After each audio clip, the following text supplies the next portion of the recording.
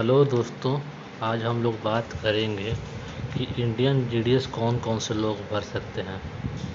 Means कौन कौन से लोग भर सकते हैं, क्या क्या लैंग्वेज चाहिए और कौन कौन सा सब्जेक्ट चाहिए। अगर बिहार अभी आज मैं इस वीडियो में बिहार सर्किल से रिलेटेड वीडियो बना रहा हूँ कि बहुत सारे मेरे दोस्त मुझे कमेंट कर रहे थे कि सर बिहार का फॉर्म मैं भर रहा हूँ, मेरा नहीं हो पा रहा है। अच्छा, प्रॉब्लम क्या आ रहा है? मैं इसमें फॉर्म भर कर नहीं दिखाऊंगा। फॉर्म अगर भरने जाऊंगा तो बहुत लंबा वीडियो बन जाएगा। तो सीरियस से पॉइंट पे मैं आता हूँ कि कमेंट में मेरे वो दोस्तों ने बोला था कि सर वीडियो बना दीजिए, मेरा सब्जेक्ट 10th में एक संस्कृत है, मैंने हिंदी नहीं ले रखा है। तो स्टार्टिंग में जब जीडीएस आया था तो सारे लोग भर सकते थे, अप्लाई हो रहा था। लेकिन ये जो थर्ड सर्कल आया है जीडीएस का, उसमें अगर आपका लोकल लैंग्वेज नहीं पढ़े हुए हैं, मतलब जो लैंग्वेज मांग रहा है जिस स्टेट का, मीन्स अगर आप महाराष्ट्र से डाल रहे हैं तो आप मराठी लैंग्वेज होना चाहिए। तो फिर बात ये उत्तर के आती है कि हिंदी लैंग्वेज कम से कम आप 10th में पढ़े हों। पढ़ने का ये मतलब नहीं है कि कम से कम 10th में आप एग्ज़ाम दिए हों हिंदी लैंग्वेज का और उसमें आपके मार्क्स आए हों। सीबीएसई से हों या बिहार बोर्ड से, हिंदी लैंग्वेज कम से कम होना ज़रूरी है, अनिवार्य है आपके लिए। तो इनका साइट कुछ खोल के मैं दिखा देता हूँ कैसा है इंडियन पोस्ट का।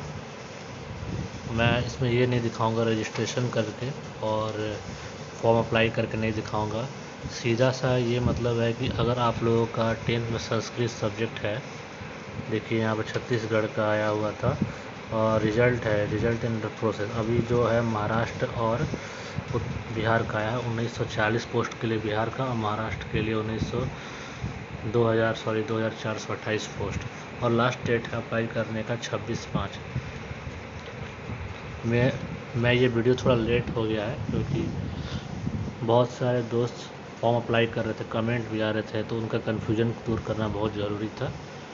और अगर आपका लैंग्वेज संस्कृत है, अगर आप 10th में संस्कृत लैंग्वेज लेके पढ़ाई की है और हिंदी लैंग्वेज नहीं है, कंपलसरी भी अगर कहीं कहीं होता है, कंपलसरी भी होता है, तो आप सीधा सा बात है, आप ये फॉर्म अप्लाई नहीं कर पाएंगे।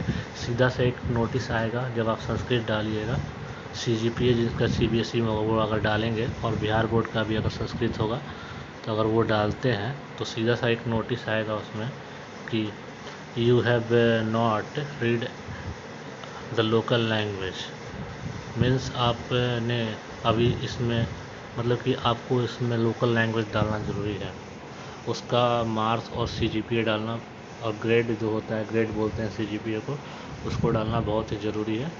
नहीं तो आपका फॉर्म आगे प्रोसीड ही नहीं हो पाएगा। आप सोचते हैं कि फॉर्म भर लेंगे, लेकिन मैं सीधा सा ये बात बोल रहा हूँ, आगे फॉर्म पेमेंट के लिए प्रोसीड ही नहीं होगा। जैसे यहाँ पर रजिस्ट्रेशन का है पहला, फिर फी पेमेंट, फिर अप्लाई करने का है। लेकिन कुछ इसमें मैं अगर इसमें खोल रहा था तो डायरेक्ट इसमें पहले रजिस्ट्रेशन हो रहा है और अप्लाई हो रहा है। फ़ी पेमेंट का शायद बाद में ऑप्शन आए, लेकिन अप्लाई करने के बाद बहुत सारे फ्रेंड्स का ये नोटिस आ रहा था कि पहले मेरा फ़ी पेमेंट हो जा रहा है। तो हो सकता है मैं पहले इसको अप्लाई कर लिया हो किसी और सर्किल के लिए, इसलिए मेरा अप्लाई करने का ऑप्शन पहले आ जा रहा है। फ़ी पेमेंट हो सकता है हो गया हो मेरा, लेकिन बहुत सारे मेरे दोस्त बोल रहे हैं कि सर मैंने फ़ी तो पेमेंट कर दिया है और मैं संस्कृत सब्जेक्ट लिया हूँ, लेकिन अब मेरा आगे फॉर्म प्रोसीड नहीं हो रहा। सीधा सा ये लिख कर आ रहा है कि हिंदी लैंग्वेज होना ज़रूरी है, कम से कम लोकल लैंग्वेज आपने पढ़ा है तभी आप ये फॉर्म को अप्लाई कर सकते हैं।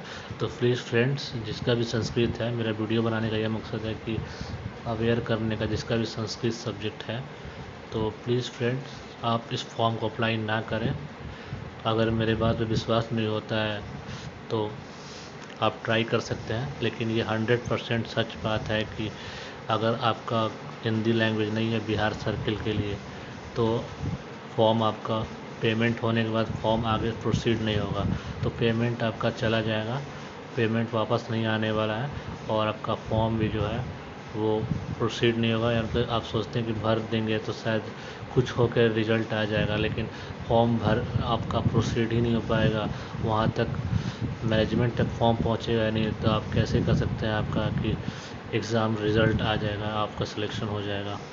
तो फ्रेंड्स, कृपया इस बात को ध्यान रखें, अगर हिंदी सब्जेक्ट है तभी इस फॉर्म को अप्लाई करें।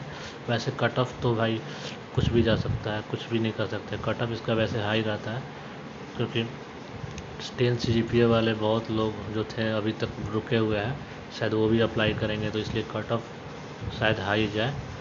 तो फॉर्म अप्लाई कीजिए, अगर हिंदी सब्जेक्ट है कोई दिक्कत नहीं है, नंबर कम है फिर भी अप्लाई कीजिए, क्या पता इस बार का कट ऑफ लो हो जाए। Thank you friends.